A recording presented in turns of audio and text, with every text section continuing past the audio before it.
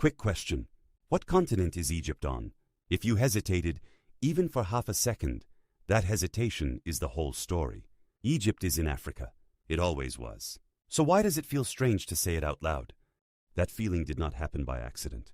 It is the result of the most successful theft in the history of education. For 200 years, the people who wrote the textbooks did something quiet and brilliant.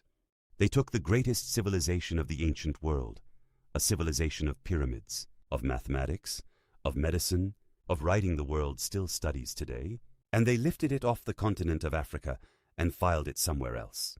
The Middle East, the cradle of Western civilization, anywhere but home. Why?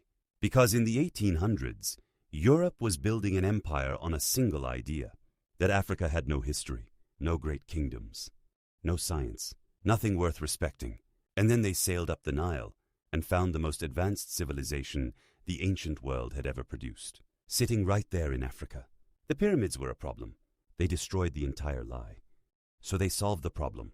They simply decided that Egypt was not really African, but the Egyptians never agreed with them. Look at how they painted themselves on their own walls.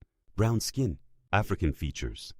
The Greek historian Herodotus, who actually went there, described the people of Egypt as dark-skinned with woolly hair. And a Senegalese scholar named Cheikh Anta Diop spent his entire life proving the African roots of Egypt. The Western Academy tried to bury him for it. And here is the part that should make you smile. The Greeks, the so-called fathers of Western thought. Where do you think they went to learn? Pythagoras, the man behind the geometry you were taught in school, studied in Egypt. The Greeks themselves said so. Europe did not give civilization to Africa.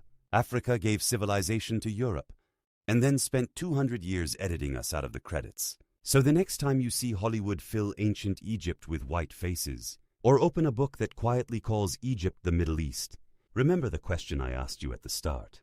What continent is Egypt on? You always knew the answer. Now you know the whole story. This is video 1. On this channel, we are going to put Africa back exactly where it has always belonged, at the center of its own story. If that is a journey you want to take with me, follow and subscribe. Welcome home.